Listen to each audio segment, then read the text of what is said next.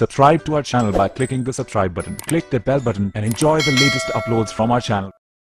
हाथ जोड़ के गुजारिश कर रहा हूँ तुमसे, इक़दाम उठाओ, कदम उठाओ, मजलूम ना छोड़ो मेरे नबी के सहाबा, उनको तकलीफ ना पहुँचाओ, उनकी कुर्बानियाँ हैं जिसके सदके हम तक इस्लाम पहुँचाए। इस दर्द को समझो और मौसर कानून साजी करो। पाकिस्तान के हुक्मरानों इदारों वालों, तुम्हें भी कयामत के दिन सहाबा का सामना करना है। अबू बकर सिद्दीक रज़ी अल्लाह ताला अन्हु ने मोहम्मद सल्लल्लाहु अलैहि वसल्लम की अदालत में सवाल कर लिया। ये सांस लेते थे, अपनी ज़रूरियात ज़िंदगी का इन्हें ख्याल था। ये अपनी माँ को दी जाने वाली गाली पर मचल जाया करते थे, आग बगोला हो जाया करते थे, लेकिन इन्हें गैरत ना आई।